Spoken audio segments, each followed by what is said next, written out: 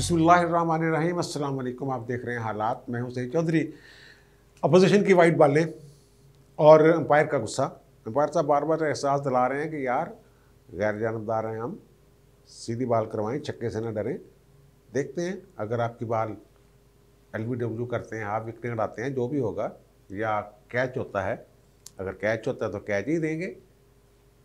और फिर जो फॉरेन फंडिंग केस है PTI का, उसमें इमरान खान साहब बहुत बुरी तरह फंस गए। लेकिन मामला थोड़ा सा सुस्त हो गया है। ऐसे लग रहा है जैसे स्टेटस को हो, सूरत हाल मौका बहाल रहे। ये ऐसा क्यों हो रहा है? लेकिन इससे पहले बात करेंगे वही इलेक्शन कमीशन से जुड़ी हुई एक बात कि EVM मशीनों का बड़ा शोर था जनाब। अगले इलेक्शन जो होंगे, कानून में तरमीम हो गई है, वो EVM मशीनों के ज़रिए होंगे। बड़े तफजात थे इलेक्शन कमीशन के, अपोजिशन के, कि जनाब ये तो कोई गड़बड़ करेंगे ज़ाहिर EVM मशीनों के ज़रिए। वो मशीनों पे कोई मुख्तलफ इतराज़ात भी ये सामने आए, फ्रांजक करवाया गया ऑडिट उनका, फिर भी चीज़ें वो जो हैं वो आइन से मुताबिकत नहीं रखती। बहुत सारी चीज़ें उठाने का ख़तरा है। अभी उन्होंने शोर मचाया हुआ था जनाब तजर्बाती तौर पर बल्दियाती इलेक्शन जो हैं वो ज़रा मशीनों पे करवाएँ, EVM पे। तो उन्होंने इलेक्शन कमीशन ने लिख दिया ख़त कि लो जनाब पकड़े आप, और हमें चाहिए मशीनें कोई 3900 बल्दियाती इलेक्शन इस्लामाबाद के लिए। तो उन्होंने वजारत साइंस और टेक्नोलॉजी को कहा कि जनाब आप भिजवाएँ, ज़रा मशीनें तैयार करके दें या मंगवाएँ, जो भी करना है हमें फ़राहम करें आप मशीनें। अब उन्होंने हाथ खड़े कर दिए वजारत साइंस और टेक्नोलॉजी ने। उन्होंने कहा जनाब ये हमने तो वो ख़रीदी नहीं, ना हम खुद बनाते हैं, तो हमारी मशीनें जो थी वो तो आपको पसंद नहीं थी। गैर मुल्की कुछ हैं फर्में जिन्होंने ये मशीनें देनी है, तो ये हम नहीं दे सकते, तो आप इंतज़ाम कर लो अपना। यानी आप इंतज़ाम खुद कर लें कि आपके पास ये इख्तियार है कि आप खुद मशीनें जो हैं वो परचेज़ कर सकते हैं, तो हमारे बस का रोक नहीं है। ज़ाहिर है वो हाथ खड़े कर दिए उन्होंने। और यार ये मशीनें जो है ना, ये इतना ईजी काम नहीं है, बड़ा महंगा काम है। इनको समझ नहीं आ रही। 2018 के इलेक्शन जो थे ना, उसमें टोटल 21 अरब रुपए खर्च आए थे। ये ज़्यादा शुमार मैं बता रहा हूँ जो इलेक्शन कमीशन के ज़राए से हमें वसूल हुए। और इनका ख्याल था जब ये EVM मशीनों वाला मामला है कि ये 40-45 अरब में सारा मामला सेट हो जाना। लेकिन पता ये चला सितंबर 2021 में कि ये तो भाई 1.5 खरब का मामला है। 1.5 खरब रुपए चाहिए होंगे मशीनों के लिए अगर। लेकिन फिर उसके बाद सितंबर के बाद जब बाकायदा साहब किया गया तो पता लगा 2 खरब 58 अरब रुपए चाहिए इन मशीनों के लिए। ये कोई थोड़ी तादाद में मशीनें नहीं चाहिए, ये कोई 3 लाख से ज़्यादा तो बूथ बनते हैं, 3.5-4 लाख जितने वो बूथ हैं उतनी ही मशीनें चाहिए होंगी। और वो 3 लाख कोई 60-70 इसके करीब राउंड अबाउट इतनी मशीनें चाहिए 2018 के हिसाब से मैं कह रहा हूँ। अब वो कह रहे हैं हमारा EVM मशीनें हैं ही नहीं। इनका काम कोई भी सीधा नहीं होता। अब इन्होंने जो मुख्तलिफ कवानीन में तरमीम का एक बिल तैयार किया है और बड़े फ़ख्र से बयान कर रहे हो, बार एसोसिएशन ने कहा कि नहीं जनाब हम नहीं इसको मानते हैं, हमसे मुशावरत नहीं की गई, ये की गया, वो किया गया। तो वजारत कानून ने जनाब जारी कर दिया प्रेस रिलीज़ कि हमने तो जनाब Pakistan bar council, supreme court bar और पता नहीं किन किन को भेजे थे मसवदे और तजावीज़ मांगी थी, इन्होंने तजवीज़ ही नहीं दी। कि वो मेरी बात हुई है बार एसोसिएशन वालों से, उन्होंने कहा कि हम बाकायदा इसका जवाब देंगे। लेकिन सरदस्त ये इतना ही आप समझें कि ये नैलों की हुकूमत है और दल्ला इनका वज़ीर कानून है। तो हमें पता है कि ये इस काबिल ही नहीं है कि कानून में कोई मुस्बत तरमीम कर सके। ये हुलिया बिगाड़ना चाह रहे हैं और हम उस हुलिया, जो कानून का हुलिया बिगाड़ना चाह रहे हैं, उसमें हम हिस्सा नहीं बनना चाहते। ये बात उन्होंने की। सुप्रीम कोर्ट बार एसोसिएशन के सदर जो हैं एहसन बून, उन्होंने मुझे कहा कि यार हम कानून का हुलिया बिगाड़ने में क्यों इनके मददगार बने, हमें पता है ये इनकी कैपेसिटी नहीं है इतनी, तो फिर हम क्यों इतनी मेहनत करते हुए। और फिर उन्होंने हमारी हर बात को इन्होंने लेना होता है नेगेटिव। ये समझते हैं कि शायद हम हुकूमत पर या वज़ीर जो कानून है फ़रूक नसीम साहब, उन पर हमें एतबार नहीं और हम अपनी मनमानियाँ करते हैं। यही हाल EVM वाला। EVM पे इन्होंने जोर डाला हुआ, शोर मचाया हुआ है कि जनाब इलेक्शन कमीशन ने कावड़ मारा। इलेक्शन कमीशन कहता लियाओ मशीना भाई जी, इलेक्शन करवा देने असी, मशीनें हैं नहीं। ये किस बलबूते पर, किस लिए इतने वो अजीबो गरीब किस्म के ये बना के ले आते हैं, मामला एक नॉन इशू को इशू बना देते हैं। इसीलिए वो शजात अली खान, वो चौधरी शजात हुसैन साहब का जो बयान है उस पर भी हम डिस्कस करते हैं आगे जाके। वो जो अपोजिशन की वाइट बालें हैं उसी तनाज़र में इसको हम मामले को देखेंगे। और फिर इलेक्शन कमीशन वाली जो बात है ना, जो फॉरेन फंडिंग वाला केस है, 18 जनवरी को इजलास हुआ, सराय से खबरें निकली बाहर। वो जो दरख्वास्त गुजार हैं बाबर साहब, उन्होंने भी ये बता दिया था जनाब ये अकबर एस बाबर कि ये मामला क्या हो रहा है अंदर। उन्होंने कहा जनाब वो 8 वॉल्यूम्स जो आपने लिंक वाले हैं ना, वो रिपोर्ट जो स्क्रूटनी कमेटी ने बनाई थी, तो वो भी आप ओपन करने दो। वो उन्होंने कहा नहीं जी ओपन ना करो, ये ना करो। इलेक्शन में कहा जी कुछ पेचीदा नहीं, सब ओपन है, ठीक है वो जारी कर देंगे, कोई इशू नहीं है। लेकिन आज तक वो कहते हैं जारी नहीं किए गए। ये एक सवाल उठता है, ये क्यों जारी नहीं किए गए? यार ये एक मामला होता है छोटा सा, जब कोई अहम दौरे पे जा रहा होता है सरबराह मुमलकत, तो उसके गिर्द घेरा तंग नहीं किया जाता। ये रवायत है हमारी अदालतों की भी और दीगर अदारों की भी। ये मैं पूरी ज़िम्मेदारी के साथ बात कर रहा हूँ। जब परवेज़ मुशर्रफ का दौर था ना, तो उन्होंने जाना था भारत मुज़ाकरात के लिए, तो लाहौर हाई कोर्ट में दरखास्तें पड़ी हुई थी बड़ी उनके ख़िलाफ़, उनकी सदारत के ख़िलाफ़ और उनके जो फ़ौजी इक़दाम था 12 अक्टूबर का उसके ख़िलाफ़ मुतनाज़ा लग रहा था, एक मुतनाज़ा सदर। रोज़ाना अखबारात में खबरें छप रही थी कि पिटीशन फाइल होगी, लगी नहीं, ये नहीं हुआ, वो नहीं हुआ, और आइन मुअत्तल था ज़ाहिर है।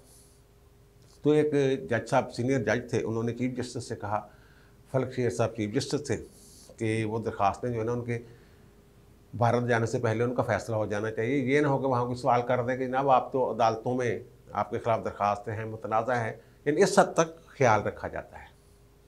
तो वो जज साहब फरमा रहे हैं कि वो मैं फलक शेर साहब को कह के आधा रात को लिस्ट आ गई, वो मेरे पास ही लग गई, उनकी परवेज़ मुशर्रफ के ख़िलाफ़ जो दरख्वास्त थी। बहरहाल वो उन्होंने फिर, क्योंकि आइन है नहीं था, मुअत्तल था आइन, और पीसीओ भी आ चुका था, पीसीओ के तहत सारा कुछ चल रहा था, तो उन्होंने फिर इसको इस तरीके से कर दिया कि जो आमर है या एक फ़ौजी डिक्टेटर है, उसके जो इक़दामात हैं उनको तराजू में, इंसाफ के तराजू में सोने की तरह नहीं तोला जा सकते। इस तरह कर गोल गाल करके उन्होंने वो फारग कर दी और निपटा दी। अब ये मुशर्रफ जो आप हमारे वज़ीर आज़म है, ये जा रहे हैं, अगर वो वॉल्यूम्स और नई चीज़ें और सामने आना शुरू हो गई तो मे भी एक मुतनाज़ा सा वज़ीर आज़म होगा। वो मेरा ख्याल है, लेकिन कल का पता कोई नहीं। मैं तो माजी के तनाज़र में ये बात कर रहा हूँ, जो माजी में जहाँ होता है कि शायद इन्हें वो एक हल्का फुल्का सा वज़ीर आज़म जिस पे कंधों पे कोई या दिमाग पे कोई प्रेशर ना हो, चीन का दौरा करने दें। और पहले भी मैंने जिक्र किया है कि बहुत सारी चीज़ें जो है वो इन्होंने मौखर कर दी हैं, झटके झुटके देने वाली बातें, ताकि वहाँ से वो होए। और वो तो भी दूसरी बात, मैंने आपको याद होगा अपने मुख्तलिफ इलाके में कहा था कि फ़ंड कैसे इकट्ठे करते थे। डिनर होते थे फ़ंड इकट्ठे करने के, शौकत खानम के भी और पीटीआई के भी। इन्होंने वो पार्टी रुकनीत साजी का काम शुरू किया था, इतने डॉलर दे दें और पार्टी के रुकन बन जाए। और फिर इनके कज़न कहते हैं कि ये जब पैसे इकट्ठे होते थे वहाँ को रसीदें या पर्चियाँ उस तरह होती नहीं थी, वैसे भी लोग डोनेट कर रहे होते थे। तो ये ऐसे हाथ से आधे इधर कुछ इधर और कहते थे ये गिन लो, ये इधर उधर कर दें, मुझे दे दें। जब जो भी करना होगा उन्होंने वो करते होंगे। फिर इनकी शौकत खानम का एक मामला ज़ाहिर है कि इन्होंने जो फ़ंड इकट्ठे होते थे शौकत खानम के लिए, वो ऐसी जगह इन्वेस्ट कर दिए, डूब गए, ख्वाजा आसफ़ वाला मामला। अब शौकत खानम के बारे में आम तासर ये है कि ये एक अच्छा अदारा है, रफाही काम कर रहे हो, इसलिए लोग इस इशू को ज़्यादा छेड़ते नहीं हैं। अब मैंने ये भी कहा था कि लोगों को पता ही नहीं होता था कि वो शौकत खानम के लिए फंडिंग कर रहे हैं या पीटीआई के लिए, इमरान खान के लिए। उनके सामने इमरान होता तो उसको दे देते थे। अब इमरान की मर्ज़ी थी वो पीटीआई में डाल ले, उनकी मर्ज़ी थी वो शौकत खानम में डाल ले। अब इस खबर की, जो मेरी खबर है, इसकी बाकायदा तस्दीक कर दी है। द न्यूज़ ने आज एक खबर छापी है कि जनाब कोई फ़ॉरेन जो लोग थे पाकिस्तानी, उन्होंने 4,60,000 से ज़ायद डॉलर जो थे, वो जो रिकॉर्ड सामने आता है उनमें दिए हुए थे। किसी का $1,000 थे, किसी के $500। उन्होंने 40 बंदे $1,000 वाले और 40 बंदे यानी 40-40 $500 वाले, फिर उन्होंने जमात अफ्रीका की, उनसे रब्ते किए, ढूंढा उनको, उन लोगों को। तो उनमें से जो 27% है उन्होंने कहा नहीं जी असी तो पीटीआई ने ही पैसा देते से, जबकि 35% ये कह रहे हैं कि जनाब हमने तो पीटीआई को फंड दिया ही नहीं, ये तो बड़ी बुरा फंस जाएंगे खान साहब। वो कहते हैं हमने तो शौकत खानम के लिए दिए थे पैसे, फंड्स। वो अगर के उनकी तादाद इतनी ज़्यादा नहीं है, तमाम लोगों ने सवालात के जवाब नहीं दिए, लेकिन उन्होंने जितने लोगों ने जवाब दिए उनकी परसेंटेज निकाल के रिपोर्टर ने बताया कि जनाब ये मसला है, ये तो शौकत खानों के फ़ंड पीटीआई में चले गए। अब पता नहीं पीटीआई के फ़ंड कहाँ जाते हैं, ये बहरहाल जब मामला आ जाएगा। और मेरा ख्याल है कि ये इलेक्शन कमीशन में खान साहब बहुत बुरी तरह इस मामले में फंस गए हुए हैं।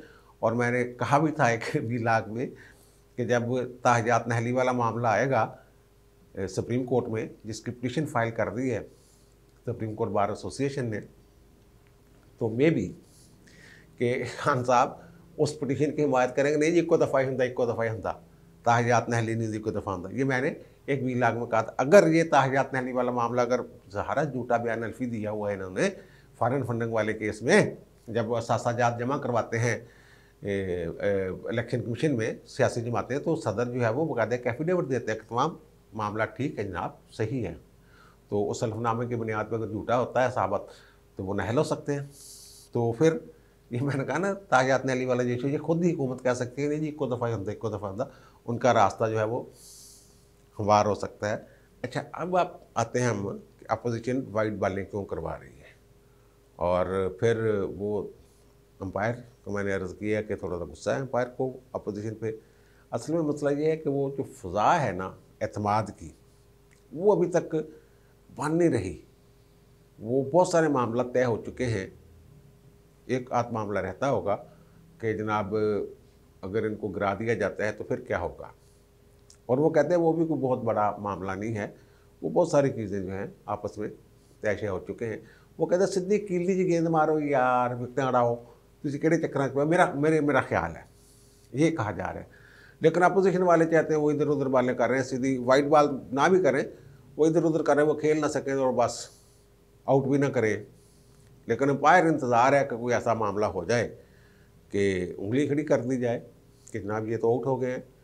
और फिर इस हवाले से खान साहब को कुछ कह लें कि आप उनकी इज़्ज़त अफजाई भी एक तरह से हुई है। और चौधरी शजात हुसैन साहब जो हैं, अतहादी जमातों का जो लबो लहजा है वो भी ज़रा देखना चाहिए। पहले शजात हुसैन साहब ने परसों ये कहा था कि खान साहब है ਜਿਹੜੇ थोड़े मशहूर ने इधर उधर लगे फिरते, इन्हें दी गल्लां ते कन्न ना धरिया करो, गौर भी कर लिया करो। ये किस पागल ने आपको मशवरा दे दिया था कि आप ये बयान दे दें। जिस दिन वो टेलीफोन पे नहीं बातें बूतें सुन रहे थे, अवाम के मसाइल सुन रहे थे, उस दिन की बात है, उसके बाद की बात है। तो शाह साहब ने कहा था भाई आप ये क्या कह दिया कि मुझे बोलने नहीं देते असम्बली में, आप इतने कमज़ोर हैं, गूंगे हैं। और फिर परवेज़ इलाही साहब ने कल ये फरमाया कि जनाब वज़ीर आज़म साहब ऐसे बयान ना दें कि जो उनके तहद्दी हैं वो अपोजिशन के साथ उनकी कुर्बतें बढ़ जाएँ, जो उनके करीब हो जाएँ। वो कह रहे थे जनाब ये अपोजिशन को तो काम ही इश्तियाल दिलाना होता है हुकूमत को, और आप मुश्तिल होकर ये बयान दे रहे हैं कि मैं बाहर निकला तो बहुत ख़तरनाक हो जाऊंगा। और आपने ट्रेंड देखे हैं वो सोशल मीडिया पे, बाहर निकलते हैं, कौन कौन बाहर निकलता है और कैसे वो ख़तरनाक हो रहे हैं। तो आज फिर एक बयान आ गया चौधरी शजात हुसैन साहब का, और उन्होंने कहा है कि जनाब नवाज शरीफ नहीं छो, जितने पैसे आपने उससे लेने हैं उससे ज़्यादा तो आप केसों पे खर्च कर चुके हैं। कोई बंदे वाला काम करो, अवाम फलाह दा कोई काम करो। लेकिन एक साथ ही उन्होंने ये बात भी की कि नवाज शरीफ साहब जो हैं वो नहीं वापस आएंगे। हाँ, उनकी जमात चाहे या जमात के लीडरान चाहें तो फिर वो वापस आ सकते हैं, लेकिन वो कहते हैं कि जो उनकी जगह यानी इमरान खान की, नवाज शरीफ की जगह जो वज़ारत उज़्मा के उम्मीदवार हैं वो क्यों चाहेंगे वापस आएँ फौरी तौर पर। मेरे ख्याल ये एक सिर्फ सियासी बात है। असल मसला यही है कि जो उनका फ़ैसला हो चुका हुआ है कि उन्होंने कब आना है। इमरान खान के होते हुए उनका आना मुश्किल है। डॉक्टरों का इशू चलता रहेगा, इलाज अलूज चलता रहेगा। और दूसरी जो उन्होंने बात की है चोरी शिजात सहन ने, वो एक तो पैसों वाली बात मैंने कर ही दी, और दूसरा उन्होंने जो कहा है कि अगर लीडर आपस में लड़ते रहे, एक दूसरे की टांगें खींचते रहे, यानी सियासी रहनुमा मुख्तलिफ जमातों के, तो फिर ये जो टांगें खींचने वाला अमल है इसका अंजाम भी वो अनकरीब देख लेंगे खुद। ये तो बड़ी ख़तरनाक बात कर दी उन्होंने। इनके बारे में ख्याल ये किया जाता है कि ये कुछ जो मुक़्तदरा है उनकी जो ज़ुबान है, जो लब व लहजा है, उसकी तर्जमानी ये करते हैं। और अगर वो ये कह रहे हैं कि हम अनकरीम अंजाम खुद देख लेंगे, ये लीडरान आपस में भी, पीपल्स पार्टी और पीडीएम वाले आपस में लगे हुए हैं, फिर इमरान खान के साथ लगे, और इमरान खान की जो पार्टी है पीटीआई वाले, वो भी अंदर खाते। काफ़ी उनका जो है वो मामला बिगड़ा हुआ है। 10-12 इधर हैं, 22 एक तरफ हैं, 8-9 एक तरफ हैं, 23 ऐसे हैं जो नून लीग की झोली में गिरने के लिए तैयार हैं। फिर शाह ने एक और बड़ी खबर जो है ना बात की है, उनका जी अगर अपोजिशन वाले भी अच्छा बिल लाते हैं महंगाई कम करने के लिए, तो मैं अपनी जमात को कहूँगा कि उनकी हिमायत कर दें। ये बात उन्होंने अपने बयान में कही है कि वो अपोजिशन की फिर हिमायत कर देंगे अगर कोई अच्छा काम करने के लिए या महंगाई कम करने के लिए। तो इसका मतलब है कि वो इशारा ये है कि कोई ज़रूरी नहीं असी हुकूमत दे नाल हर काम चंगे मंदे उन्होंने नाल रहिए। वो कहते अच्छे कामों में देंगे साथ, बुरों में नहीं देंगे। अच्छा काम जो भी करेगा उसका साथ हम दे देंगे। और ये रोज़ाना की बुनियाद पे काफ लीग की तरफ से एक बयान आना और फिर नवाज शरीफ के हवाले से बात करना कि इमरान खान वैसे बात तो ठीक है, वही एक ही बात बार बार, एक ही बात बार बार कहते यार। और दूसरी जो बात है जो खान साहब एम्पायर वाली बात, ज़ाहिर है एक एम्पायर होता है, एक लेग एम्पायर होता है, वो फील्ड में अलग खड़ा होता है। अब दोनों बड़े अहम होते हैं, ठीक है ना, मशवरा भी कर लेते हैं एक दूसरे से। हुआ ये इतला ये है कि जो लेग एम्पायर हैं वो उनसे निजी मुलाकात की कोशिश की इमरान खान साहब ने बनी गाला में कि मेरे साथ निजी मुलाकात आप आएँ, ज़रा करें, कोई मशवरा करना है आपसे।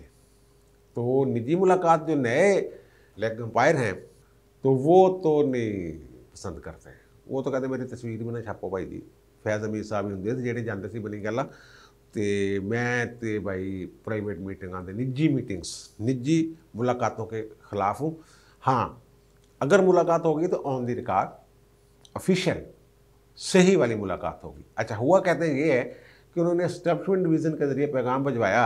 वो समझते हैं कि ISI जो है ये सिविल अदारा है, तो एस्टेब्लिशमेंट के डिवीज़न के अंदर आता है। तो उन्होंने पैगाम भिजवाया कि वज़ीर आज़म साहब बनी गाला में मुलाकात करना चाहते हैं आपसे। तो ज़ाहिर है वो मैंने पहले भी जिक्र किया हुआ था कि वो तय हो चुका हुआ है उनके दरमियान कि जो ISA के चीफ़ हैं वो अपनी तमाम नकलो हरकत वज़ीर आज़म के हवाले से जो भी होगी उसको उससे आगाह रखेंगे आर्मी चीफ़ को। तो उन्होंने कहा जनाब ये एक आया है वहाँ से दावतनामा एस्टेब्लिशमेंट डिवीज़न। तो उन्होंने ज़ाहिर अपने कानूनी माहिरीन जो उनकी ब्रांच जज एडवोकेट जनरल वगैरह से पूछा। उन्होंने कहा नहीं जी नहीं, ये एस्टेब्लिशमेंट डिवीज़न वाली तो भाई प्राइवेट मुलाकात के लिए होती है या सिविलियन को बुलाने के लिए होती है।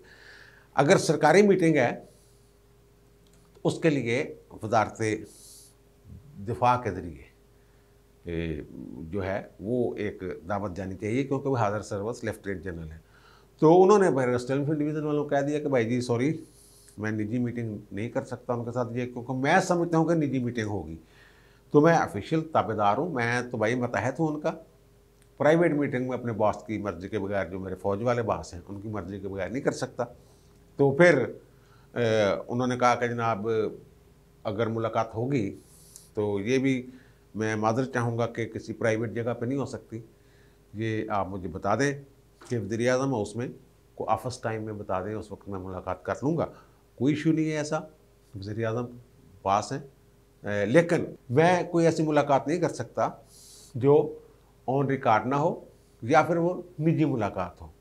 तो बहरहाल उन्होंने वो बड़ा वज़ीर आज़म और उसमें तो गुस्सा है इस बात का कि शायद बड़े जनरल साहब ने उनको रोका है, जो मेन एम्पायर है उन्होंने कहा है कि नहीं भाई ऐसे नहीं करना। वो कहते हैं कि नहीं, वो हमारा पहले से तयशुदा है ये मामला कि हमने कोई निजी मुलाकातें ऐसा तासर नहीं देना कि जनाब हम कोई खुफिया मुलाकातें कर रहे हैं या छुप छुपा के मिल रहे हैं वज़ीर आज़म से, या वज़ीर आज़म की जो प्राइवेट हदायत हैं उस पर अमल दरामद करें। जो भी करना है लिख लखा के, लिखत पढ़त होनी चाहिए भाई जी। अगर आप कहेंगे ये काम कर दे तो हम वो कर देंगे, लिख के दे दो।